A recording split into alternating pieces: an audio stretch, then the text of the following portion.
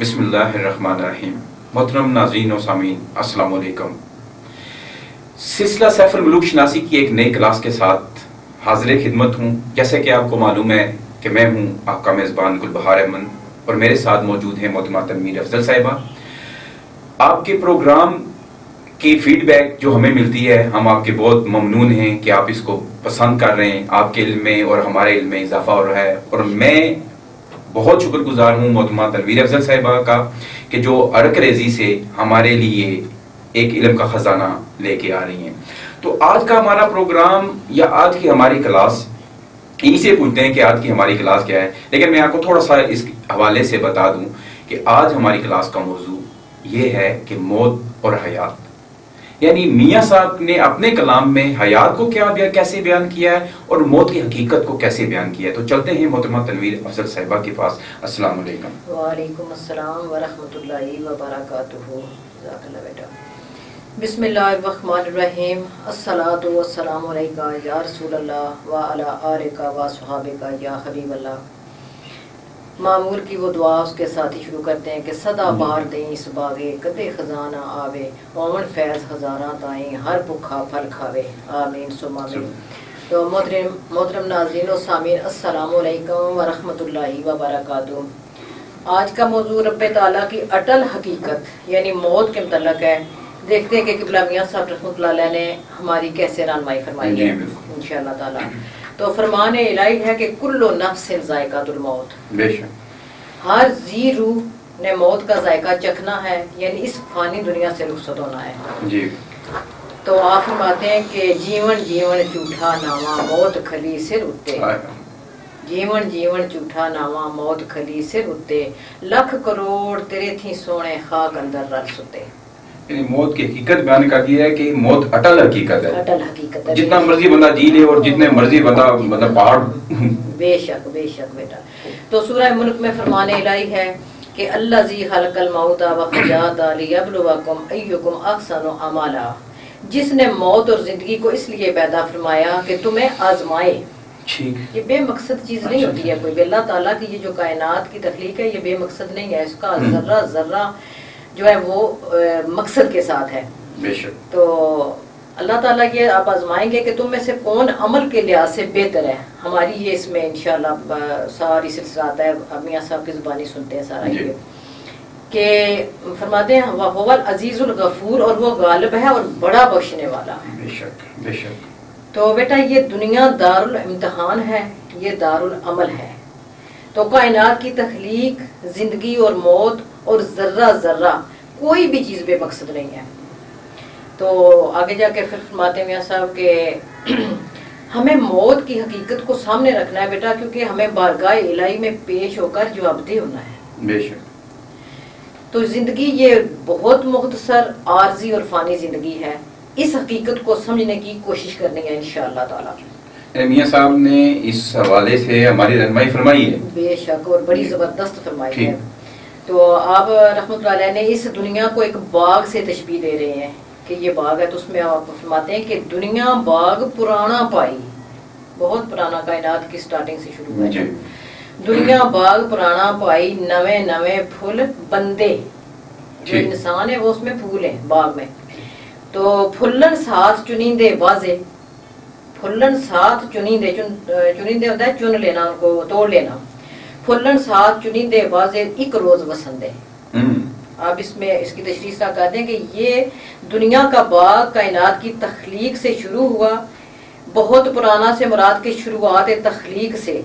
اس میں انسان پھولوں کی طرح ہیں، ان میں بعض جوانی تک پہنچتے اور بعض ایک دو روزہ زندگی پا کر ختم ہو جاتے ہیں.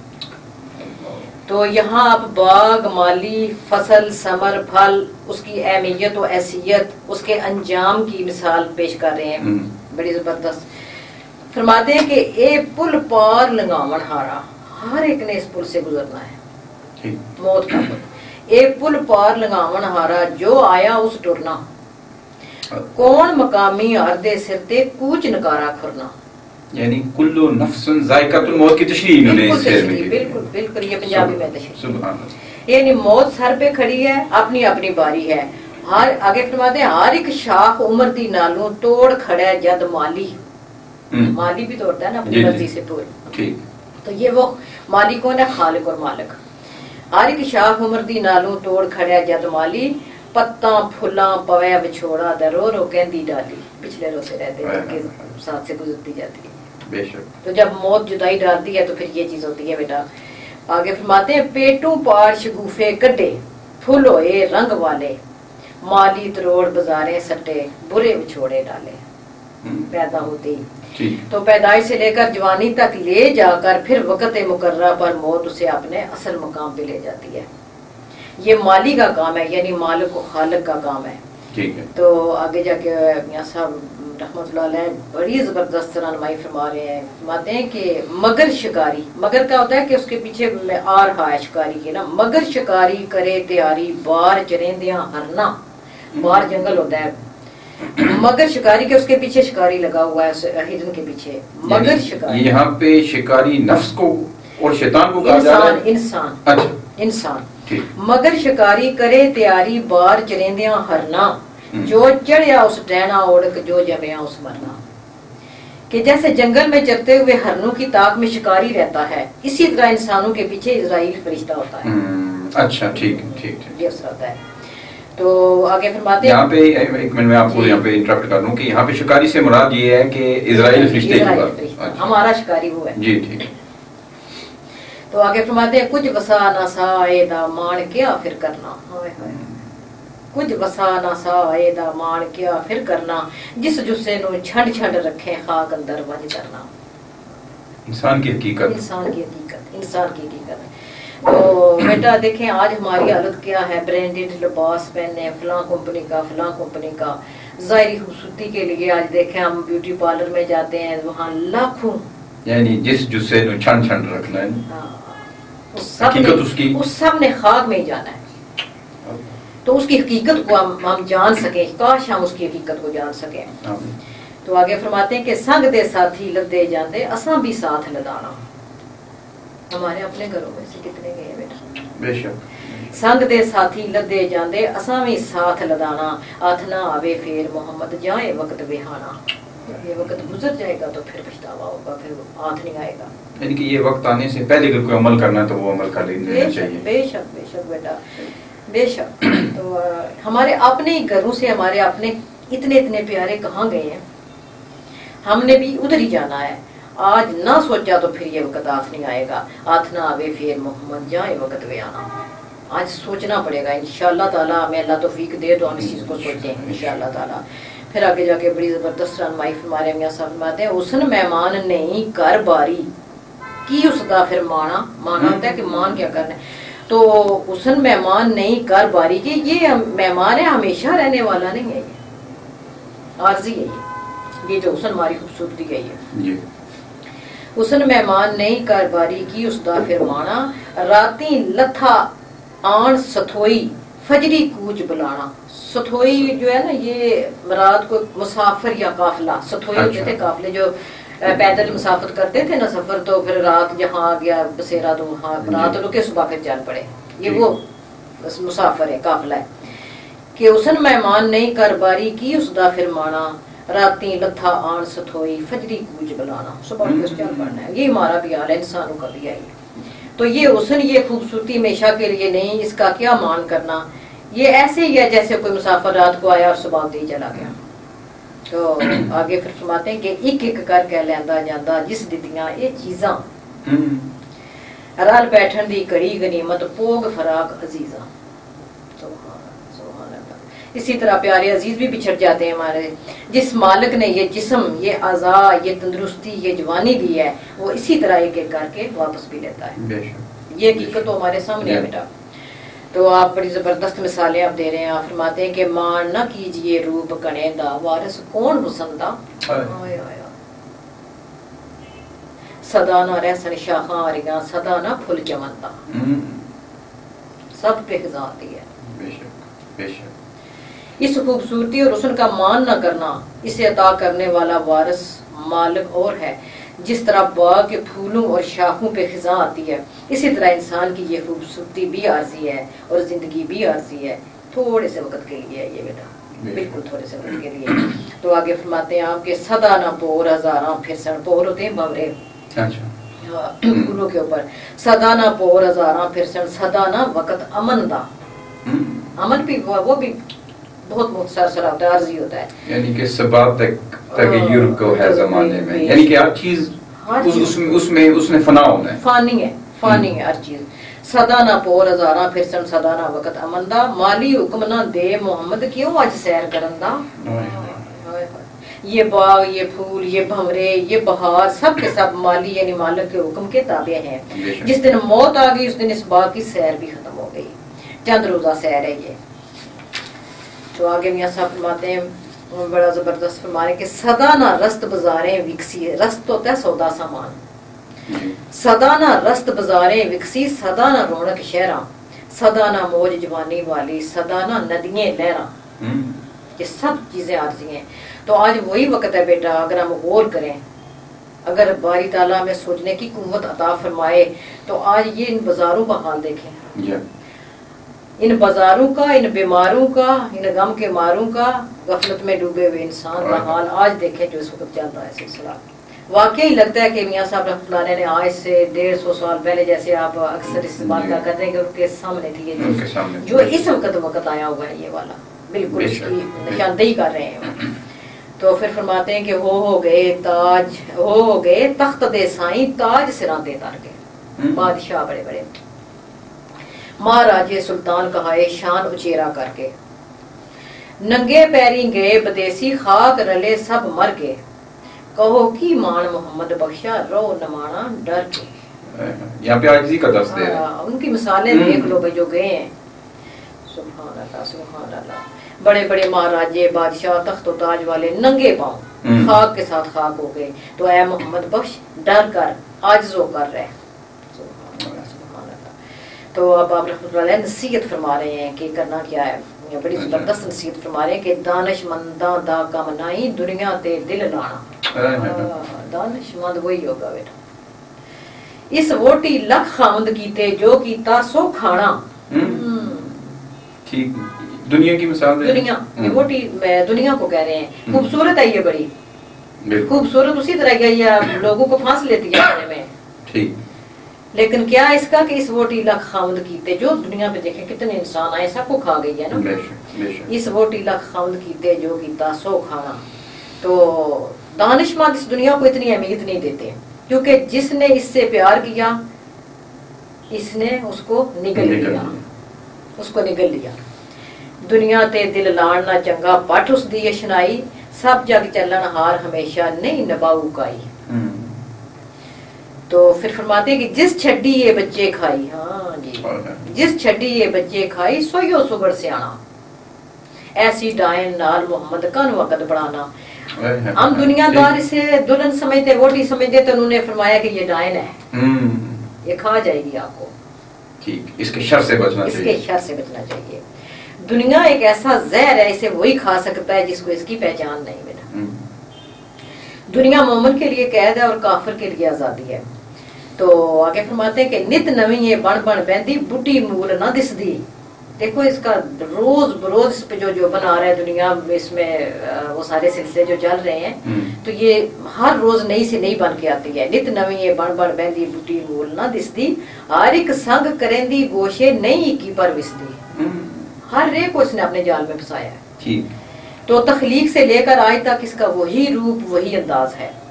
تو فرماتے ہیں سوئیو نیو گاندا اس دا شامت آئی جس دی، ہر پرتیدہ پردہ کی تو بڑی محمد کس دی.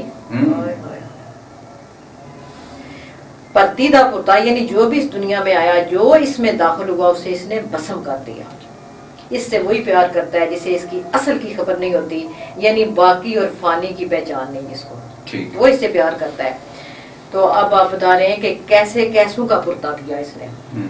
آپ فرماتے ہیں کہاں گے جمشید فریدوں بامن ناگ ڈنگالا کہ خسرو تے رستم دستاں سامنا ہویا سنبھالا. یہ ان کے ذکر کر رہے ہیں جو کی کاؤس سیاوش کی تھے کہاں سکندر دارا افلاطون ارسطو کی تھے کر دے عقل بسارا. یہ ان کا نام ہے کہ رستم سام جیسے بہادر کی کاؤس، سیاوش سکندر اور دارا جیسے دولت مند، افلاطون ارسطو جیسے حکیم سیانے جنہوں نے اپنی عقل و دانے سے دنیا کو حیران کیا، کہاں گئے وہ سب لوگ؟ تو پھر فرماتے ہیں کہ اتنے بڑے بڑے جو نام ہیں ان کی بھی حقیقت نہیں ہے، ان کی بھی حقیقت نہیں فنا ہونا ہے، سب عارضی ہے، سب عارضی ہے جی۔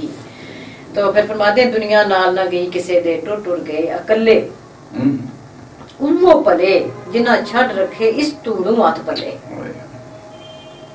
بڑی زبردست یہ نصیحت فرما رہے ہیں کہ وہی دانش مند ہیں جو دنیا میں رہے مگر دنیا کو دل میں نہیں بسایا ہیں، وہ اللہ کے اچھے بندے۔ تو آپ رحمۃ اللہ بڑی زبردست نصیحت فرما رہے ہیں، فرماتے ہیں کہ لکھ ہزار بہار اسندی خاکو وچ سمانی، لا پریت محمد جس تھی جگ وچ رہے کہانی۔ جینا ہے تو اس طرح جی، یہ زندگی گزارنی ہے تو اس طرح زندگی گزار کہ کتنی بھی حسن و خوبصورتی ہوگی سب خاک میں مل جائیں گی۔ اے انسان ایسا عمل کر جا، ایسی پریت لگا، ایسا عشق کما، ایسا کارنامہ کر جا کہ تیرے مرنے کے بعد تیرا وہ عمل زندہ رہے اور تو اور تیرا عمل امر ہو جائے، وہ تیرے لیے صدقہ جاریہ بن جائے۔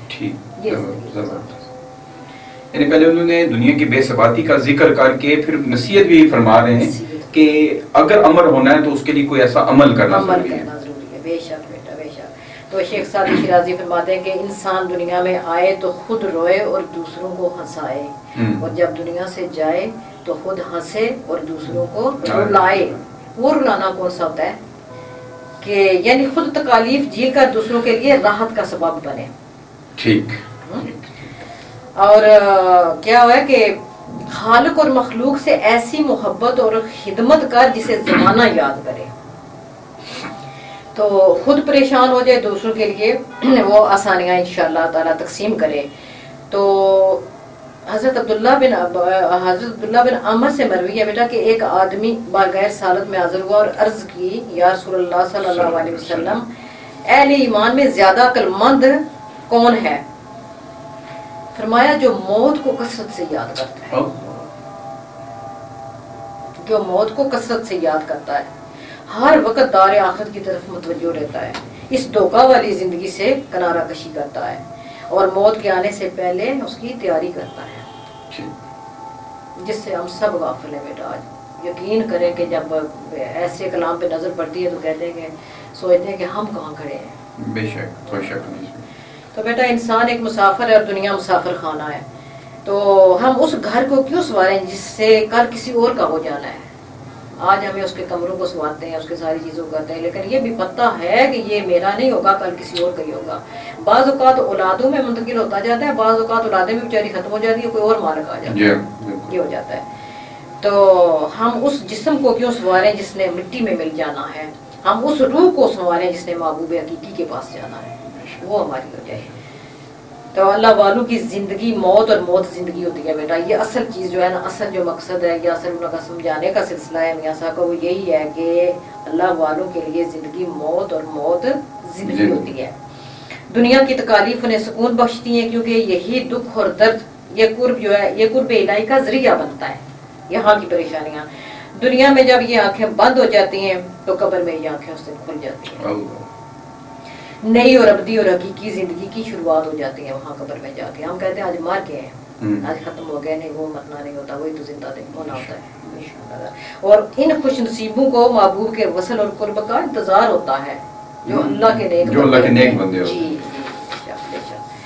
تو اب آپ ان پاک بازوں یعنی مقبولین اور صالحین اور عاشقوں کی موت کا ذکر فرما رہے ہیں۔ یہاں بڑا نشہ آتا ہے بیٹا، یہاں بڑا ہی نشہ آتا ہے۔ آپ فرماتے ہیں لمی ہری امیداں والی ڈالی دروڑ گواوے، خوشیاں دے پن ڈال تمام تے ڈال زمین پر جاوے۔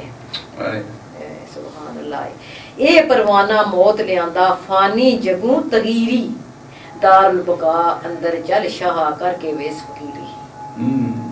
سبحان اللہ۔ اے سچے عاشق فانی سے باقی کی طرف تیرا سفر شروع ہو گیا ہے، فقر کے لباس کے ساتھ تیار ہو جا، وہی کام آئے گا فقر کا لباس۔ تو پھر فرماتے ہیں واگاں موڑ امیداں ولوں کھچ لے پیر رکابی، جگ جیون دے کوڑے اتوں اتر ہیٹ شتابی۔ دنیا کی اس زندگی کو خیر باد کہہ دو، تجھے اس قید دنیا سے چھٹکارا ملنے والا ہے۔